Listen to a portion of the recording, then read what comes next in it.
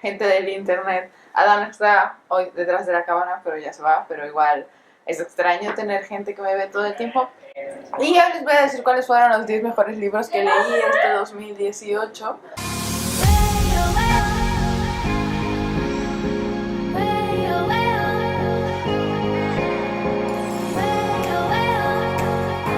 Van a ir en orden de el que menos me gustó al que más me gustó. Leí 66 libros este 2018, o sea, leí 63 nuevos y 3 los volví a leer, que ya había leído en años pasados. Entonces, pues los 10 que más me gustan son todos muy buenos, pero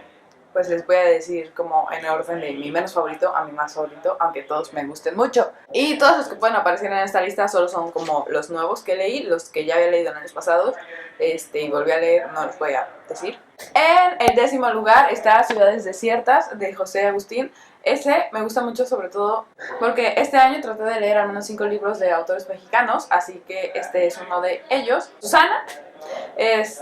le ofrecen una beca para irse a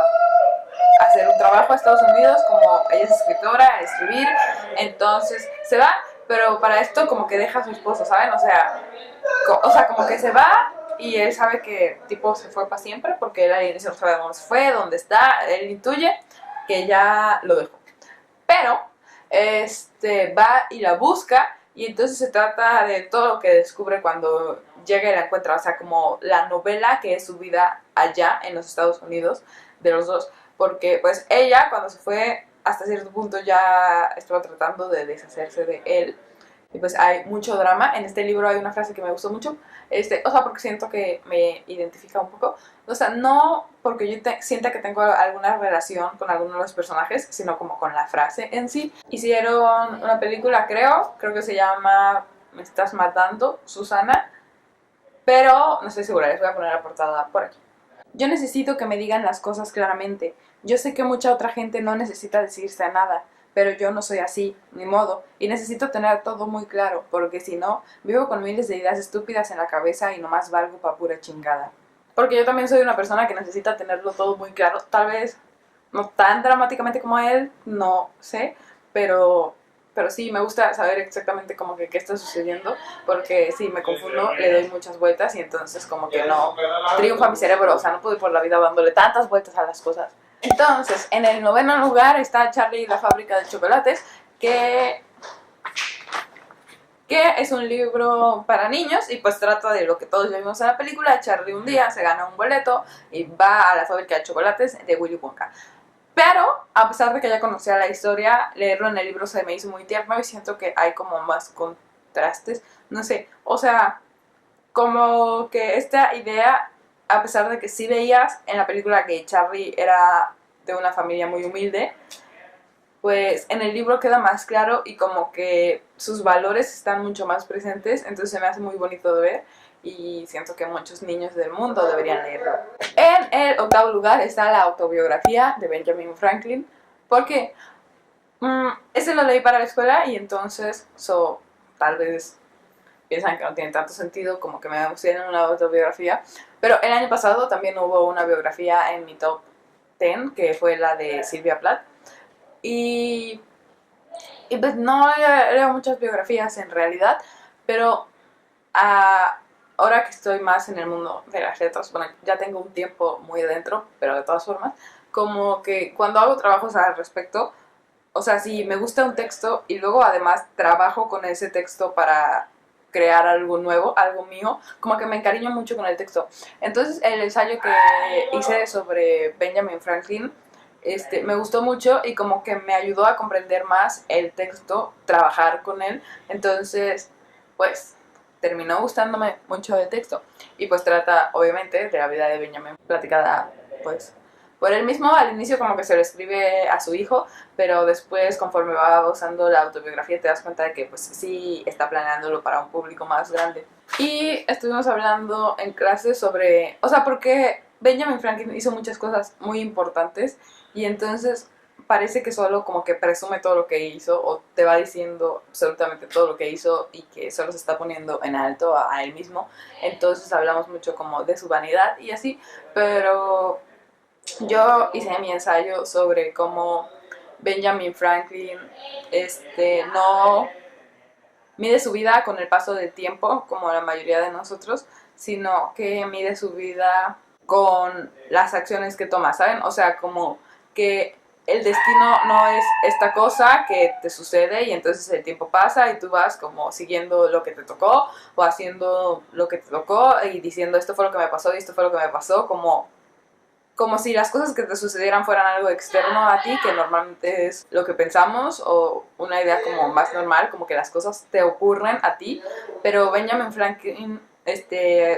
va más por la idea de que él hace que las cosas le sucedan todo el tiempo, y todo el tiempo está hablando de sus decisiones, entonces hasta lo que yo argumentaba, que él mide su vida en las decisiones que toma, y concluía que es el perfecto arquitecto de su propio destino, que pues viene de un poema hispanohablante, entonces como que hacer ese contraste se me hizo muy cool, o sea, como encontrar estas posibles relaciones entre culturas, y entonces Benjamin Franklin es en realidad el perfecto ejemplo del arquitecto de su propio destino, que todo lo que hizo lo construyó él mismo y todo lo que cosechó se ve claramente dónde lo sembró y él es muy consciente de ello, ¿saben?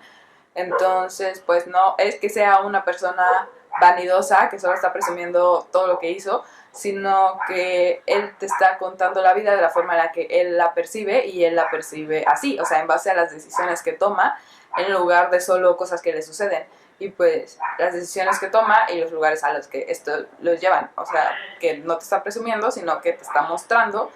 el destino que está construyéndose él mismo todo el tiempo. En séptimo lugar puse el primer libro que leí en el año, que se llamó El curioso incidente del perro a medianoche. Este libro se trata de un niño que tiene, creo que es síndrome de Asperger, pero no estoy segura de si lo especifican en el libro o solo yo lo asumí, pero pues creo que es el síndrome de Asperger, 90% segura. Entonces, pues él llega un día y entonces mataron, creo que hay una reseña de este libro en el canal, pero entonces mataron al perro de su vecina, entonces él se le acerca y se da cuenta que está muerto, pero en ese momento la vecina sale y piensa que él lo mató, entonces ella le habla a la policía y él no se va porque está como que muy en shock, entonces a esos niños no les gusta que la gente los toque a veces, así que la policía trata como de llevárselo y entonces lo agarra y entonces él se alarma, entonces sí se lo llevan porque pues o sea, se ve como inculpado, ¿saben? Porque no reacciona como normal. Y pues a partir de eso, y que él sabe que él no es el culpable, decide resolver qué es lo que le sucedió al perro y comienza su libro como un trabajo pues detectivesco de cierta forma, pero a lo largo del libro le van pasando muchas cosas que lo van llevando por otros caminos y cómo resolver el misterio no es realmente el centro del libro, sino todo lo que aprende en el camino. Y pues me gustó mucho, siento que también es muy para niños, pero también es muy para todos, entonces deberían leerlo. En sexto lugar puse La noche de Tlatelolco de Elenia Poniatowska. Creo, o sea, leí, realmente no leí muy a fondo, pero leí por ahí que había posibilidades de que estaba como acusada de plagio o algo así, que en realidad tal vez no es todo suyo. O sea, y supongo que es medio extraño, tal vez es como, o sea, porque el libro en sí no son sus palabras y ella deja muy claro que no son sus palabras, sino que está, o sea, son como la recopilación de las voces de muchas personas que quedan ahí muy claro que participaron en lo que fue el movimiento del 68. Entonces, voces tanto positivas como negativas que estaban de acuerdo y que estaban en contra. Y, o sea, supongo que el plagio no es como que no sean sus palabras, porque no son, sino que tal vez ella se robó las recopilaciones de alguien más o que no pidió permiso para decir muchas de las cosas que estaba diciendo, pero reitero que no he investigado mucho al respecto y entonces, o sea, como que a veces es difícil tratar de poner en alto algo que no sigue los ideales que tú estás tratando de seguir en la vida, entonces pensé como, si quiero poner este libro cuyo plagio no he investigado bien, pero sé que tal vez está ahí en el top 10, pero sigo sin estar muy segura de mi decisión, pero al menos en este caso siento que a pesar de ello sí me parece un texto que deberíamos leer, ¿saben? O sea, porque hay otras personas en las que leer y tal vez hay que enterarnos de que está acusada de ello, hay que saber como qué está pasando o no sé, pero cuando lo empecé a leer no lo sabía y siento que sí tal vez no necesariamente leer este, pero el punto es que quería ponerlo tal vez más que nada por esta idea de que deberíamos como informarnos un poco más, o sea, porque hasta cierto punto todos sabemos qué pasó en el 68, pero realmente cuando decimos todos sabemos, ¿qué tanto sabemos, no? Entonces, como que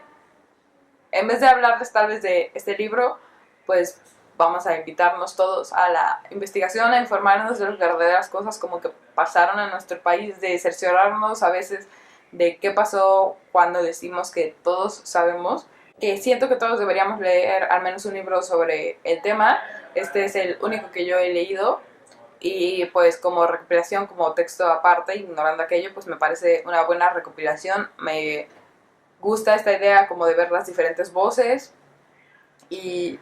ver lo que pasó a través de pues las voces de quien lo estuvo viviendo en su momento, más que alguien que redactó todo después de acomodarlo, sino personas que estuvieron en diferentes partes del movimiento. Estuve pensando también sin poner The Hate You Give, porque, o sea, la historia en sí no me gustó tanto, no fui tan fan de la trama en particular, pero siento que hace como declaraciones muy importantes, o sea, que se tiene que seguir escribiendo sobre el tema, que se tiene que seguir leyendo sobre el tema, que a la gente de verdad le tiene que caer el 20 de qué está sucediendo en otras culturas, en otra gente, la opresión que sufren otras personas que no somos nosotros. Entonces, al final decidí no ponerlo porque pues no fui tan fan del texto, pero fui muy fan del concepto y del tema y de esta idea de que tiene que leerse. Entonces, pues creo que sí lo voy a seguir recomendando, o sea, sí léanlo, sí se tiene que hablar mucho de estas cosas. Alzar la voz es uno de los mensajes más importantes que transmite el texto. Entonces, pues quería como mencionarlo aquí, a pesar de que no lo puse en el top 10. En quinto lugar puse El Señor de las Moscas de William Golding. El Señor de las Moscas es un clásico de la literatura, entonces seguramente ya saben de qué se trata. Había una vez, no queda como muy claro qué estaba pasando antes de que los niños aparecieran en la isla, en que un avión se estrelló en una isla y llevaba puros niños y el que manejaba el avión, pero el piloto falleció en el accidente, parece ser, y solo están los niños solos en la isla. Entonces, conforme avanza el libro, te vas dando cuenta de que parece que están como en guerra, digamos, en su continente, y entonces decidieron como vamos a salvar a los niños y llevarlos a un lugar seguro, pero entonces el avión se estrelló, los niños solo llegaron a la isla, y entonces empiezan como a crear esta jerarquía y tratar de encontrar su propio sistema de organización, tratar de sobrevivir y de que los rescaten al mismo tiempo y a dividirse y tener diferentes prioridades. Entonces, ver esto, o sea, no es obviamente un qué pasaría si dejas como niños solos, pero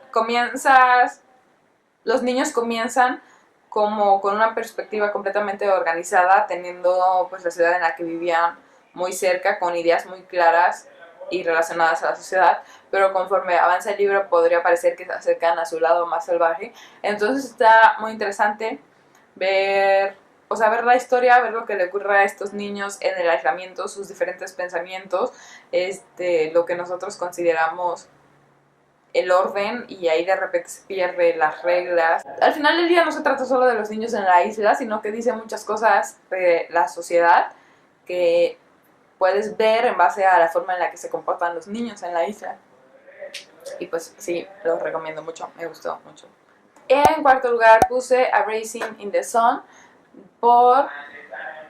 Lauren Hansberry. Entonces, A Racing in the Sun es una obra de teatro que trata o presenta a una familia de color cuyos integrantes tienen diferentes sueños y objetivos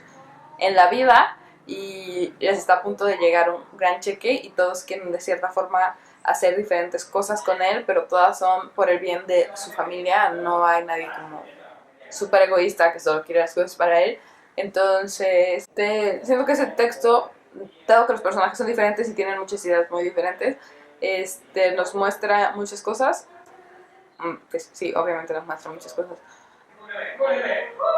como buenos ideales, como a veces la gente puede querer cosas contrarias, pero todos aparentemente querer el bien. No sé, hay diálogos muy buenos, hubo frases muy buenas, ahorita no lo tengo, no se los puedo leer. Y este también lo leí para la escuela y también hice un trabajo sobre él que me ayudó a volverme mucho más cercana al texto. Una raisin es lo que nosotros le diríamos una pasita. Entonces, pues las pasitas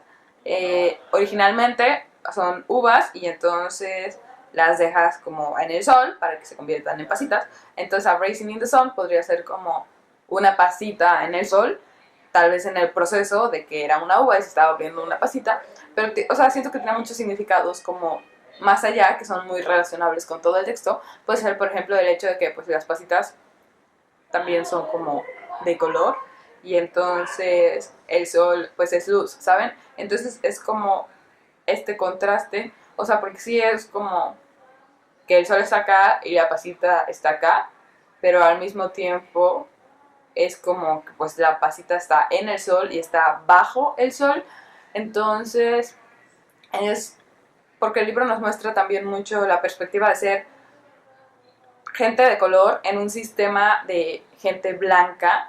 bajo el poder o bajos en la jerarquía, porque la gente blanca se siente arriba y tienes como menos oportunidades y la vida es diferente. Entonces siento que la pasa es como muy relacionable con eso, o sea que te está diciendo de qué se va a tratar el texto de cierta forma. Y luego además pues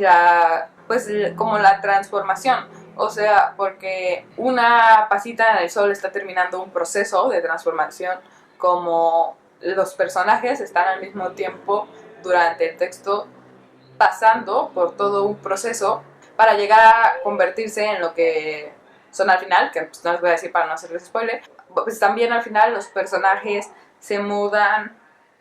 a un vecindario de gente blanca, entonces pues al final terminan siendo esto también, ¿no? Como el negro entre lo blanco, la pasita en el sol. Entonces es como terminar el proceso de transformación de la misma forma en la que el libro termina. Pero entonces también hay que tomar en cuenta que una uva, o sea, pues es verde o pues puede ser morada. Y supongo que las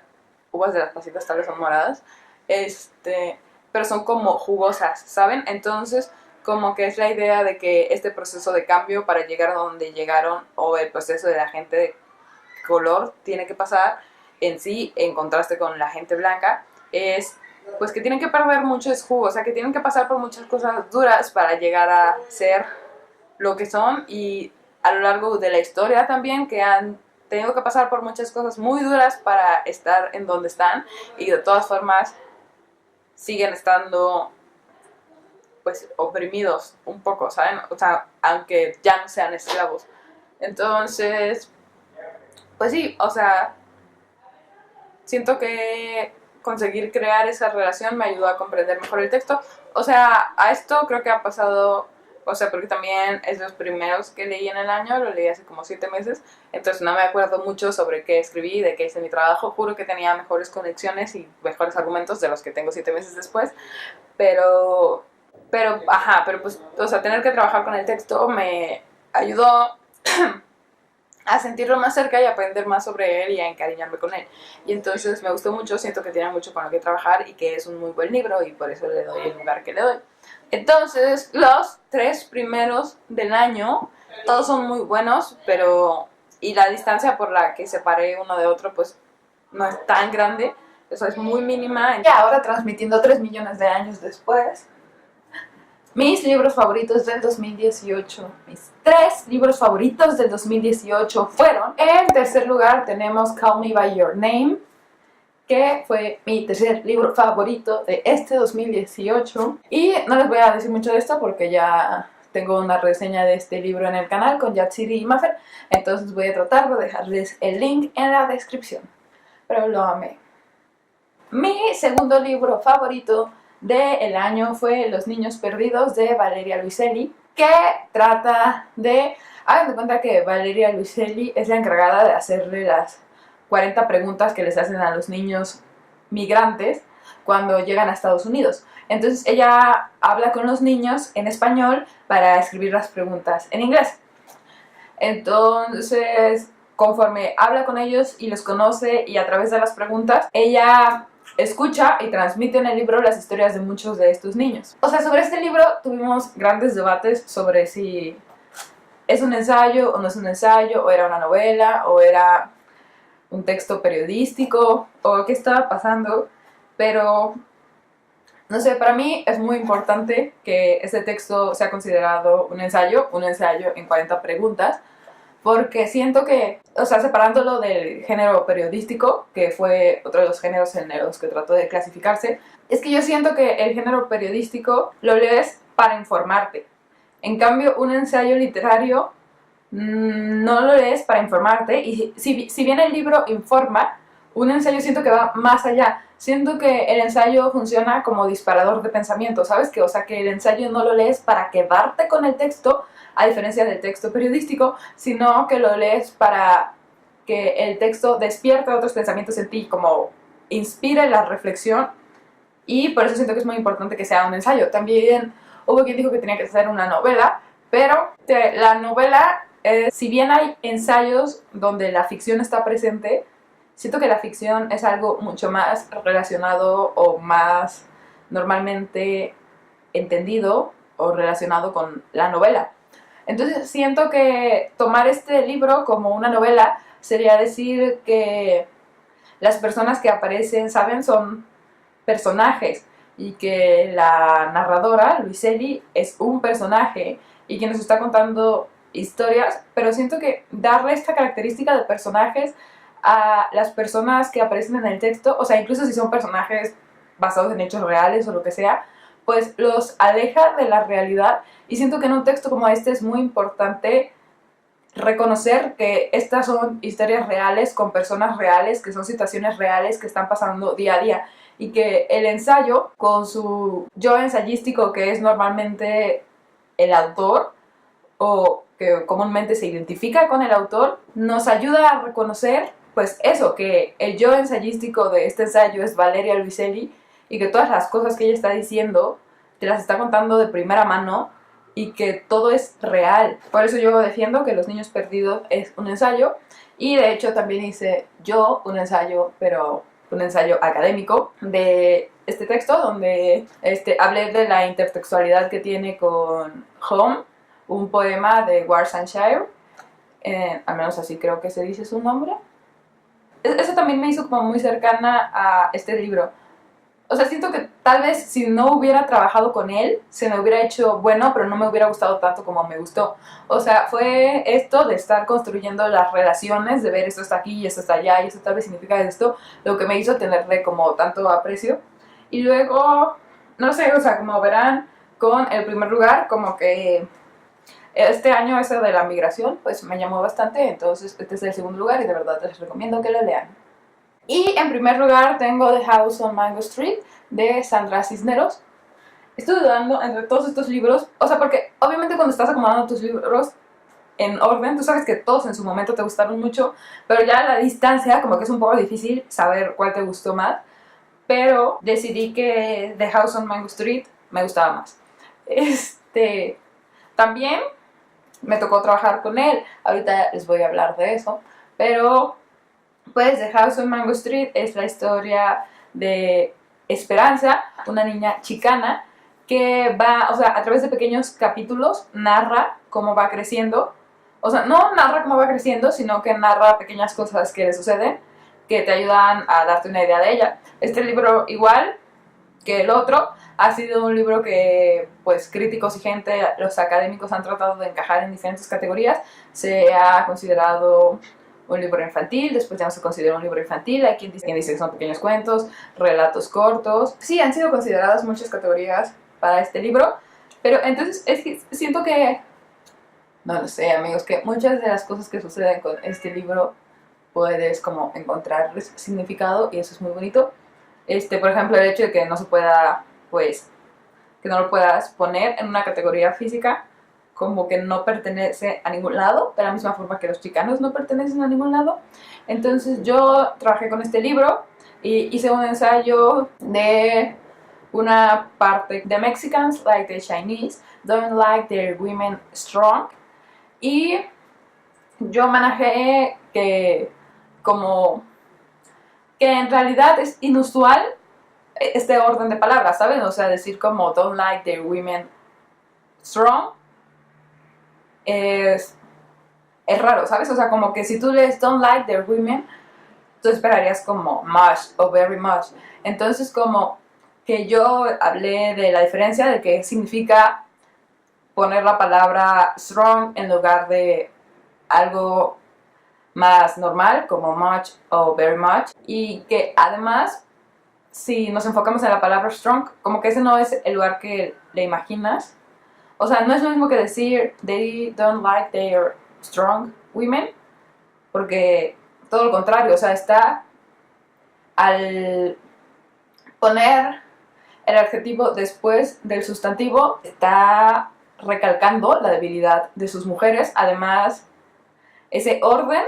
como el adjetivo después del sustantivo, es algo que en Estados Unidos normalmente se usa mucho para la comida, entonces está creando una relación de las mujeres con la comida, y pues estoy manejando estas cosas, o sea, principalmente la relación o lo que significa crear esta relación de la mujer con la comida en mi ensayo. Entonces siento que eso también me hizo muy cercana a este texto, o sea, irlo leyendo y saber que cada pequeña cosa que decía pues tenía, o sea, o tenía algo más allá, o sea, porque mucha literatura tiene eso, pero como entenderlo y lo que significaba y así. También leí una tesis de este libro y, o sea, siempre como que descubrir y trabajar con el libro siento que te ayuda mucho a apreciar el libro. Y pues me gustó mucho mi ensayo. Además, ese fue el primer ensayo que vendí, o sea, como que me pagaron por ese ensayo, entonces por eso siempre le voy a tener mucho cariño al ensayo y al libro, y pues por eso decidí que es el mejor libro. Además, o sea, después, o sea, porque primero lo leí y después me lo compré y compré otro para regalárselo a mi primita también, que es mexicana. Entonces pensé como, oh, tal vez le gusta. A la fecha no lo ha leído, pero pues yo pensé, tal vez le gusta, entonces se lo compré. Entonces siento que también es ese libro que tienes ganas como de compartir con el mundo. Espero los lean, todos mis favoritos. O sea, principalmente estos tres. De verdad me gustaron mucho los tres.